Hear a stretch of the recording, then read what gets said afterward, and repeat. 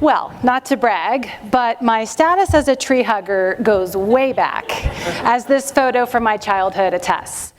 In fact, when I was growing up in Plain City, my dad, a plant scientist, took our family on hikes in nature where he would tell us the names of all the trees, plants, and insects around us. And I didn't really appreciate it at the time. As a young adult, I found myself spending less and less time outside in nature. And when I was outside, it was just a form of green noise. Was this a maple or an oak, a honeysuckle or a hollyhock? I just didn't care. But that all started to change a little more than 10 years ago. I was living in Cambodia with my family and suddenly surrounded by all kinds of new sights and scents. I saw lotus flowers growing on pots of water and on rivers.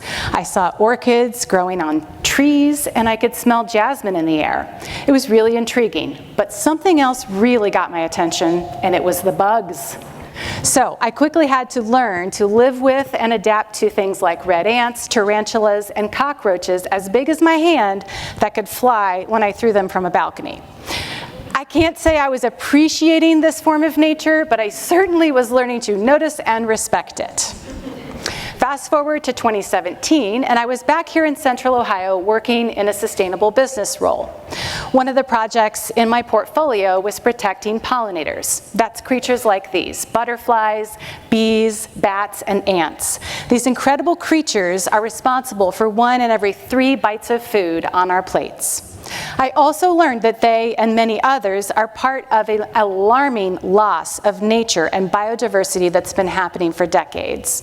You really are seeing fewer lightning bugs in your yard in the summer, hearing fewer songbirds in the trees, and seeing fewer bees buzzing around your garden beds.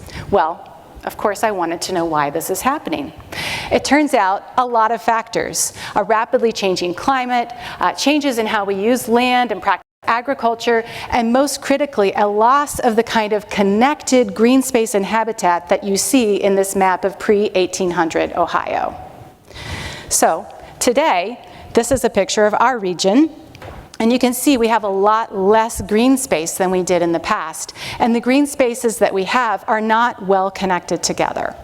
Now, that doesn't mean that the picture is all gloomy. I'm about to tell you of lots of ways that our region is working to protect and connect and preserve this green space. So a lot of cities, including Columbus and Bexley, have passed ordinances in recent years that allow homeowners like this one to plant pollinator habitats in their front yards and in their tree lawns. And there are lots of programs popping up all over as well that help residents to protect nature in their own backyards. Columbus's Park of Roses and many other parks have installed their own pollinator habitats with educational signage in recent years. Cities like Hilliard are hosting BioBlitz events where residents can catalog the information on insects and other species to protect them. And Licking County has a pollinator pathways program. So this is great, but I wanted to do more. So in my personal life, I helped my daughter plant a pollinator garden at her elementary school. And then I also participated in Bexley's Love Your Alley program, where I planted native plants and pollinator flowers in my neglected back alley space. This year at work, I helped my organization, the Ohio Environmental Council, transform our front yard space. With the help of grants from the Columbus Foundation and Franklin Soil and Water and experts from EdgeEffect, we were able to remove this invasive winter creeper and English ivy and install native trees and shrubs. We also added an inviting seating area so that our staff and neighbors and visitors can sit in and enjoy nature right in the heart of the city.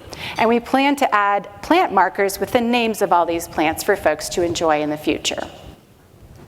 All right, so here's the point in my talk where I'm going to give you a little bit of inspiration. And I offer words from no less than Sir David Attenborough. No one will protect what they don't care about, and no one will care about what they have never experienced. All right, I've got you properly inspired, and now I'm going to give you some things to do with all of this inspiration. So first of all, I want you to embrace the cringe.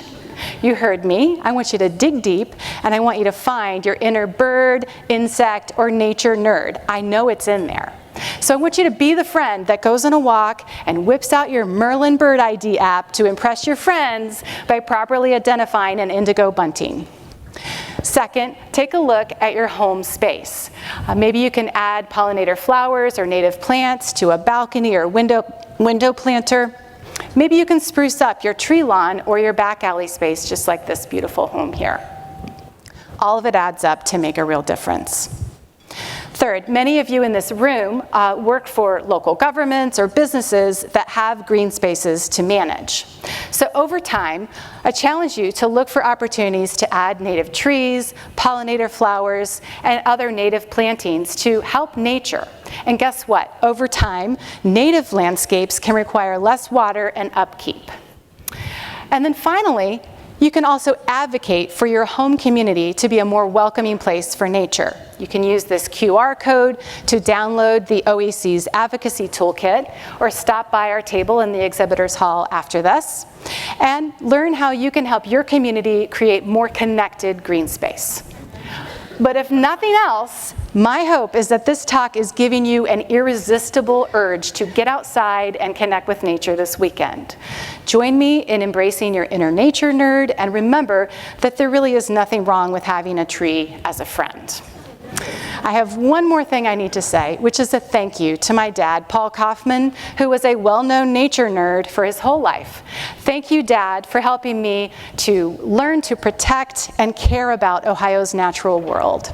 So in your honor, I promise to get outside this weekend and hug a tree. Thank you so much.